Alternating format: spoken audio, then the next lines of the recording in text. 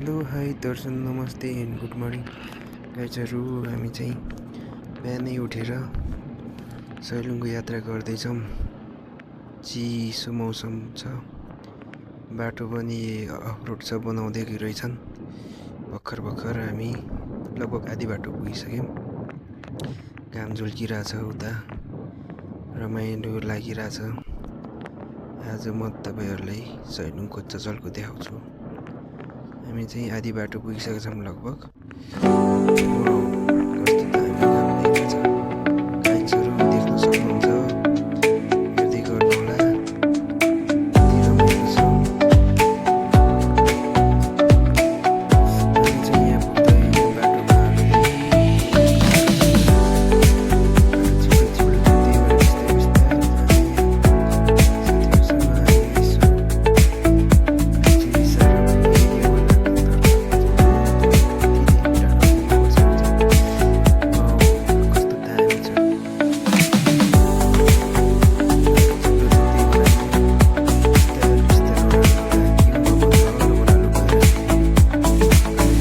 बाटो चाहिँ सबै अफरोड छ।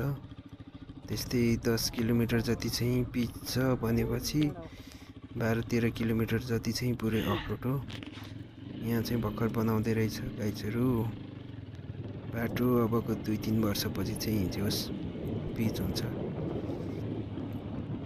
राम्रो छ जोस्। तपाईँहरू पनि आउनु होला घुम्नलाई, धेरै राम्रो छ। त्यस्तै रमाइलो गर्न साथीहरूसँग मिलेर आउन एकदम बोबाल छ साथीहरू ठाउँ। नयाँ हुनुहुन्छ भने सब्सक्राइब गरिदिनु, पुरानो हुनुहुन्छ भने लाइक कमेन्ट गरिदिनु होला गाइज। सब्सक्राइब गर्न चाहिँ लाइक गर्न कन्जुसाइ नगर्नु होला। बाटो एकदम अप्ठ्यारो छ, बिस्तारै त्यही माथि चिप्लो धुलो माटो छ। अब यहाँबाट चाहिँ हामी उकालो लाग्छौँ लगभग। उकालो अब आधी बाटो गइसकेका छौँ हामी। बाटो चाहिँ सोलिङ गरेको छ, ग्राभेल छ, त्यही भएर अलिक अप्ठ्यारो हुन्छ, ग्याडेङ हुन्छ। यो साथीलाई बनाउनु दिएको पछाडि, त्यही भएर म चाहिँ अगाडि चलाइरहेको छु। हेर्न सक्नुहुन्छ अगाडि जाँदैछन् साथीहरू। बाटो चाहिँ पुरै गेडेङ छ। ज्यानको पाट ऊर्जा आन्द्रा भुँडी सब हल्लिन्छ गाइजहरू। गाह्रो छ, जाडो पनि भएको थियो। अहिले चाहिँ घामले लागेर जाडो भएको छैन। लगभग हामी अब पुग्न लागिसक्यौँ। माथि उकालोमा चिप्लो थियो बाटो, बिस्तारै जाँदै गइयो, पुग्यो। रमाइलो छ साथीहरू, तपाईँहरू पनि एकचोटि भिजिट गर्नुहोला।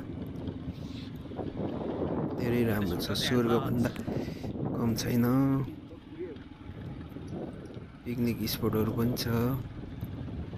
हामी चाहिँ हिउँ नपरि नै अगाडि गएको, अब पछि चाहिँ हिउँ पर्छ होला सायद। पर्छ कि पर्दैन त्यो पनि थाहा छैन। हिउँ परेको भए त झन् नसकिने रहेछ, धेरै जाडो। यसरी अहिले पनि त कस्तो जाडो थियो, तर हामी चाहिँ गइयो बिस्तारै। हामीभन्दा अगाडि कति साथीहरू गइसक्नु भएको थियो। हामी चाहिँ बिहान 6 बजेतिर हिँडेको उठेर। त्यस्तो गर्दा नि जाडै थियो। यस्तो दामी छ ठाउँ। यताको मान्छेहरू त उठेकै थिएनन् हामी जाँदा त। त्यो बाटोमा सबै सेतो रोडभरि बारी सबै सेतो भइरहेको थियो। हामी चाहिँ जसो तसो गयो बिस्तार। हामीलाई हतार थिएन, त्यही भएर। अगाडि जाने साथीहरू त अघि नै पुगिसक्नु भयो होला। हामी चाहिँ बिस्तार जाँदैछौँ। अब लगभग हामी पनि पुग्नलाई धेरै छैन। अब यो उकालो 2-3 टर्निङ सकिने बित्तिकै हामी पनि पुग्छौँ गाइजहरू। माथिसम्म भिडियो स्किप नगरी हेर्नु होला।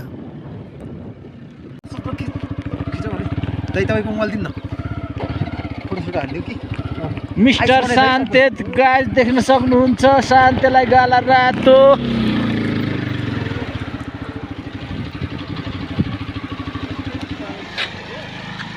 गाइज पछाडि देख्न सक्नुहुन्छ गौरी शङ्कर हिमाल है गाइज। पछाडि देख्न सक्नुहुन्छ जो सैलुङ आउने रोड ठिकै छ होइन ग्राभल साल बिचमा ग्राभल छ त्यसका बाजे ढिँडो खान पिठो छैन बारीभरि छाड्या छ नुन छरे छ कि है ल्याएर त्यसका बाजे पिठो छरे हेर सैलुङको यो प्रवेशद्वार फाइनल्ली हामी सैलुङ आइसक्यो उकालो चढ्दैछौँ दौडी केटा हो दौडी दौडी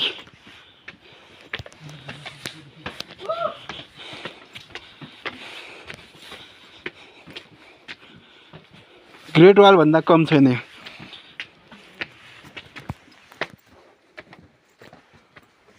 कालो बाटो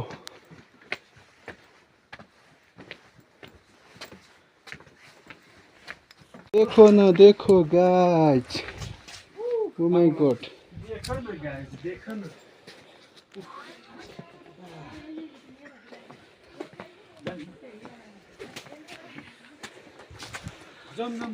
कस्तो भइरहेछ केटाहरूलाई अनि गाह्रो भइरहेछ मलाई चाहिँ है किनकि अलिकति फोक्सो निस्क्यो क्या कस्तो त्यो सास बढेको भन्दा पनि अलिकति टाउको दुखेछ जस्तो फिल भइरहेछ हो चाइनाको ग्रेट वालमा गाह्रै भयो त्यो काका त लेक लाग्नुको लक्षण हो त अझै माथि जाँदा त लेक लाग्छ क्या र त्यो लेक लाग्नु वाउ देख्न सक्नुहुन्छ साथीहरू कस्तो दामी छ चारैतिर हरियाली जता हेऱ्यो त्यता रमाइलो लाग्छ यो वाल त यस्तो बवाल छ यस्तो बवाल हुँदा क्या मजा आउँछ यहाँ त दामी छ ठाउँ अझ माथि जाँदा त झन् खतरा छ खतरा साथीहरू यहाँ हाम्रो दाइहरू हिँड्न सक्नु भएको छैन बिस्तारै बिस्तारै हिँड्नु भएको छ उहाँहरू चाहिँ हिजो पनि आएको अरे आज पनि सैलुङको मान्छेले बनाएको बाटो छ जस्तो है ओ माय गॉड हामी पुगिसक्यौँ अब कस्तो बोबाल हालियो हैन मेरो केटा हो पढाइ है मलाई घर छुट्यो हामी फुत्फात फुत्तै किन यो मुजी चिकम अलिअलि सैलुङ डाँडाको टपमा आइपुग्यो हामी यस्तो दामी भ्यू छ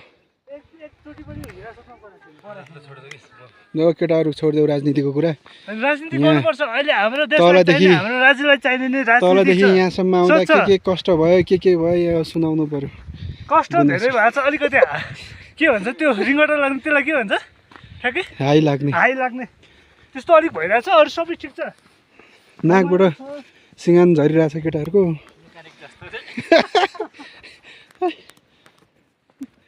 सैलुङको टपबाट यो चाहिँ यस्तो बोबाल देखिन्छ चारैतिर हामी चाहिँ माथि डाँडा आइसक्यौँ यो चाहिँ माथि डाँडाको गुम्बा हो गाइजहरू यस्तो दामी छ सिरिरी हावा